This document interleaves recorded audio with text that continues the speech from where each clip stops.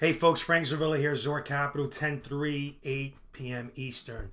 Listen, as the market has been stalling here, the SPY and the QQQs, they've done nothing wrong. They look good, still above their moving averages, but for short-term traders, we haven't seen a lot of traction in individual stocks unless there were catalyst-based stocks that we'll mention in a couple of minutes.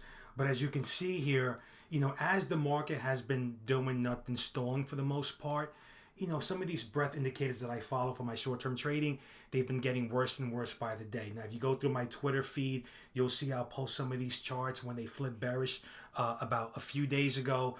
That's one of them right over here. That again, normally when this breadth indicator is below the 5-day moving average, stocks tend to not do well when it comes to short-term trading. Okay, there's another one that I use. Again, same similar situation here.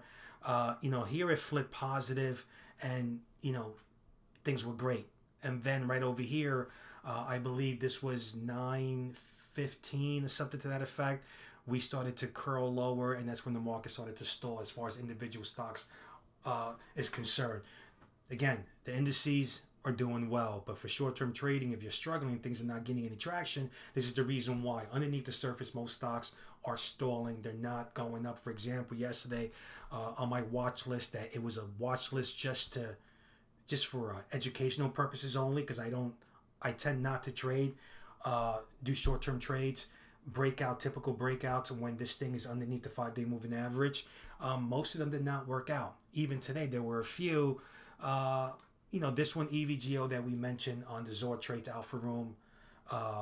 Again, this is a catalyst-based situation. 25% short interest. They're probably going to get a loan from the government for $1 billion. That's a different story. We mentioned JOBY yesterday, $500 million investment from Toyota. It was a great day trade. But the point is, as far as individual stocks, right, your typical, Micron, right, for example, these things are just stalling. AMD, again, stalling. TSM, that was okay, but everything else, not much. CWAN broke out, came right back in. Zillow didn't trigger. This one didn't trigger.